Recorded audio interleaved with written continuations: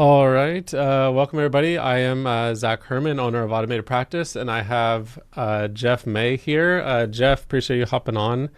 Could you just introduce yourself, tell us about your practice? Yeah, absolutely. I have been in practice 18 years and in a whopping town of 7,000 people, Southwest Minnesota. Advantage Health Center, check it out. That's where I'm at. And I know I look a little scrubby. I don't look quite as good as Zach. That is part of the reason what we're going to talk about because I was at the dealership today and I hate wasting time. And so I decided to go for a run at the dealership. But here's what I wasn't thinking about, Zach. I wasn't worried about my marketing. And you That's know right. why. You know That's why. right. So, yeah, we're going to dive into that. I love it. I love the little hint of what we're talking about. Cool. So, just jumping into before we started working together, what was your biggest frustrations with getting new patients? Yeah, I think like most people, where you're thinking about where's the next new patient going to come from, especially in a smaller town. Like the saturation, it seemed like a lot of times, and so big frustrations were getting my message out in the voice that I want to do, and I was very protective of it. Like I think probably most people are like, this is my baby. This I want to say it in a certain way. I don't want to be cookie cutter like everybody else. Like all the other ads out there, it seems so dumb, and it's a race to the bottom. And let's be the Walmart in chiropractic or whatever the modality or treatment protocol may be. And so those were things that really annoyed me. And I'd get on sales calls with marketing companies, and I think, okay, this is the cookie cutter of what this other Joe Schmo told me 2 seconds ago. They don't care. They're just like want me to pour all this money in, and so that was super frustrating when I started. Yeah, that's one of the things I always joke about is, there's always the marketing companies that are just, hey, I'm going to flood your market. Can you handle 50 new patients this week? What they don't know is that you've heard that exact message, 10 times today. And that's got to be frustrating for you. Was there any kind of defining moment or what kind of, made you want to make a change? Yeah, so early on, I mean, I knew there needed to be something that has to happen. Like, I don't think anymore a practice can utilize or run or scale or be, the impact they want to have on their community nowadays without having a digital footprint somewhere. So clearly, when you look and you'll go to a kid's soccer game, for example, or maybe a baseball game, and you look around and half the people in the stands that are supposed to be spectating are on their phones already. So the digital market is just inundated. It's part of our DNA. Most people will actually reach back to their back pocket or where they typically keep their cell phone, and if it's not there, their anxiety goes up. There's studies now that start to show these things. So if you're not in the digital world or have a foot in it, you're one step closer to becoming a dinosaur. So that was one of those things when we look at it. And early on, I really wanted to have. Personally, this is just one of my things, and I think for a lot of practices, I like to have a relationship with the teams that I work with, and that's one thing, Zach, that I will. I think that's where I sing your praises probably the most is where the communication in the relationship, because inevitably, let's just be real, in digital ad space or even internal or external marketing, we got to stop. We got to get away from the fact that it's just digital marketing. It's ebbs and flows in life. Like there's times right Sure. now where people are watching like, I was so dedicated to the gym, and then they fall off. But what I told you and your team a long time ago, and we haven't had to have the conversation again, is like, hey, we just need communication.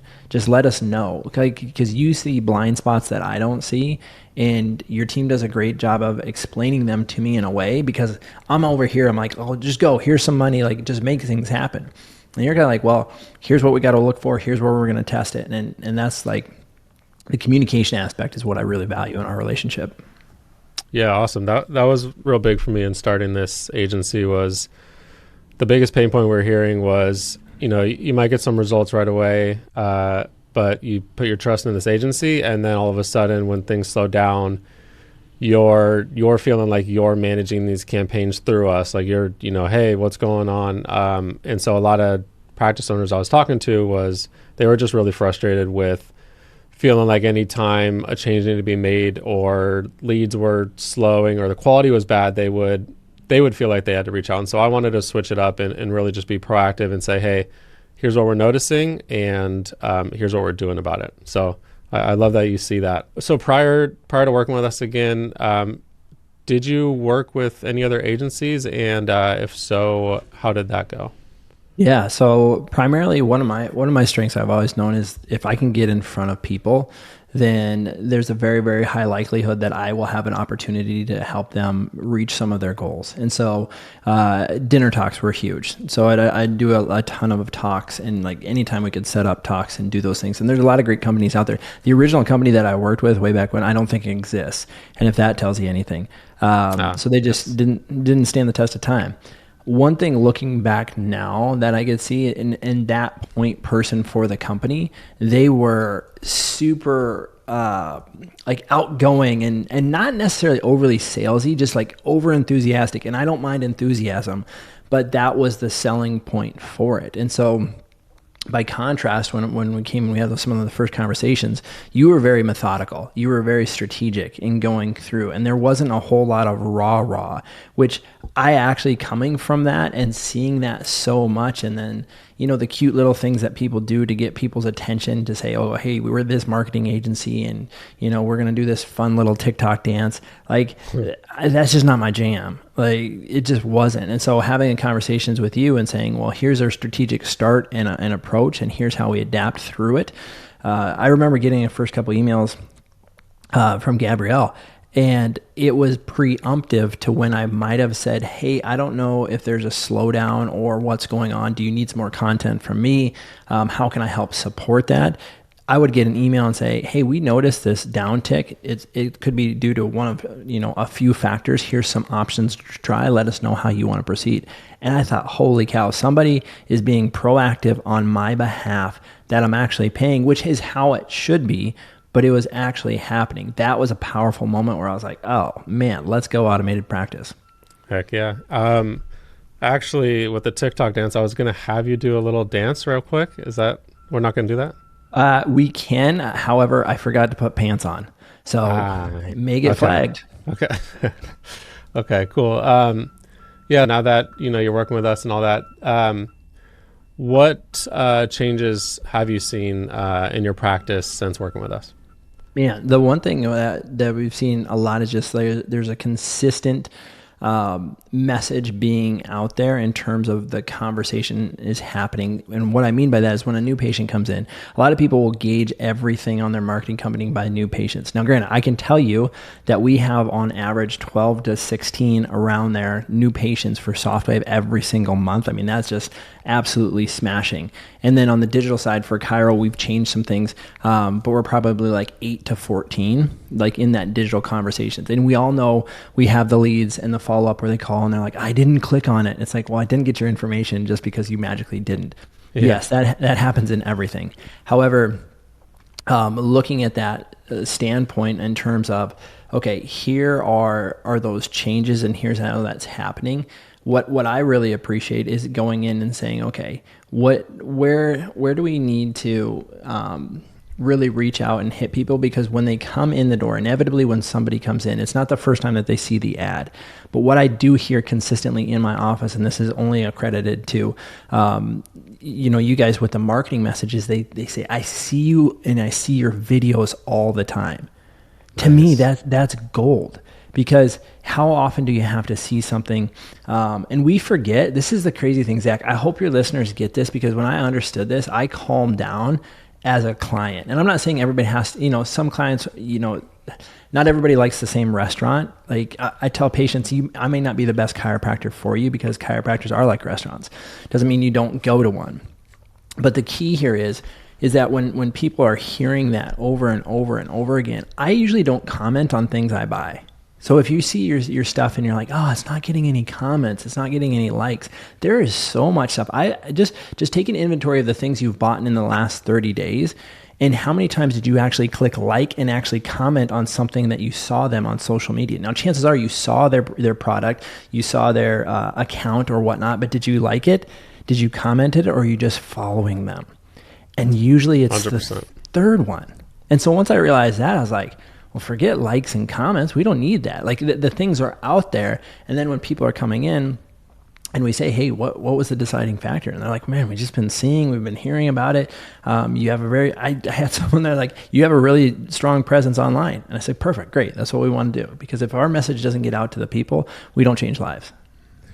That's killer, because I do that too. I might like, you and I, we'll like some motivational stuff here and there, but when it comes to buying, when I first see something, obviously if I see some, I'm a sucker for nice shoes. If I see some cool shoes, I might click right away. But if I see something that's new to me, some new brand or new local company or some person, I'm like, who is this? And then I see him again and I'm like, oh, okay, he just run a bunch of ads. And I see him again for weeks, months. I'm like, you know what? Let me really dig into this and see it. And I'm not, like you said, I'm not liking it or commenting. I'm digging in. And so, yeah, it's an interesting point. I actually didn't think about that, but that's a very good point. What would you tell someone who was in your situation before working with us? What would you tell them if they're considering working with us? Have a conversation. Like, get in a conversation and be okay with asking the hard questions. Because at the end of the day, most clients probably want the same thing. They want their practice to grow. They're passionate about it. Chiropractors are super passionate people. Like, we don't stay in this profession for more than 10 years if you don't really love what you do. Like, there's plenty of job opportunities out there. There's a lot of different ways to earn money. And so I think the biggest thing is just like, okay, let's have a conversation and bring your things to the table. Like, here's what I've been doing. Here's some struggles. Like, pitch scenarios. Just like, think about it this way. Think about when, say, an NFL team is looking to hire a coach. And are they going to ask them about like, oh, what do you like to eat? What do you like? What shoes do you like to wear? Probably not. They're going to put them in scenarios when it's saying, okay, it's 3rd and 17. They're running a nickel defense, and they're going to put them in scenarios that are real life, because that's the stuff when it hits the fan. You need to know if that person's going to be able to help navigate towards a victory. And so what I would say is literally like put Zack to the test in terms of this, giving him data, because what the guy does really well is he analyzes data and he can see trends, and that's part of the reason when we go and we have ebbs and flows or doing those things. Zack, this is one thing I actually really really like too, is because your team has given me feedback sometimes that I was able to receive, but it wasn't what I wanted to hear. I'd pitch an idea to you or your team, right? And I'd email them. I was like, hey, what about this? And they're like, hey, that's really not our expertise. It's not necessarily a direction we work in. I can't remember. It was like maybe a month ago. And I have ideas all the time. Like, I'm a person where it's I need people like Zack and his team to filter down and then test, because I'm not patient enough. I'm more of a visionary. So I think having that conversation that is personal to the individual, like doc who's looking to hire you, and say, hey, why don't you just be open and vulnerable and say, hey, here's where I'm at. In your experience, what do you do in these scenarios? And let them run the play. Yeah, I'm glad you mentioned that, because a lot of those ideas and other practice owners bring, we don't just like shoot it down. A lot of times we're in a team meeting. And so Gabrielle, you might have sent it and Gabrielle responded, but really what happens behind the scenes is we all meet on it, discuss it. And there's actually, I would say, more than half of your ideas. You have a lot. So when I see sent from Jeff's iPad, I'm like, oh, it's an idea's coming in. But, the ones that selfishly, for us, if it's going to be something that is going to take the team, time to work on, but it's something that other practice owners can benefit from, then those are the ones we typically will build. But then if you're like, hey, I'm getting into knitting and I want to sell these sweaters, then, those are the ones we're going to have to shoot down. We don't want to just take your money and then, have you frustrated with us. So sorry to shoot down the sweater idea, but. Yeah, that's okay. Winter season's coming. I know you don't deal with a lot of cold weather with where you're at, but yeah, the market out here is prime. The one where I think you'll shine here is outside of anything with us. Maybe it does relate, but I'd really love to, because you run an amazing practice. We were with Jeff when he had a different location. He moved to this fantastic location. It's phenomenal. If you're in the area, you should check it out. But you're a big dog in the space, I believe. I would love if you could share any tips for other practice owners that can truly help them out. I would say stop sending when you're using Zack, and notice what I said, when you're using Zack, I like because it. stop sending people to your website. And you may be thinking, why? My website's my hub. Yeah, it's great. It's there. Everybody's got a website.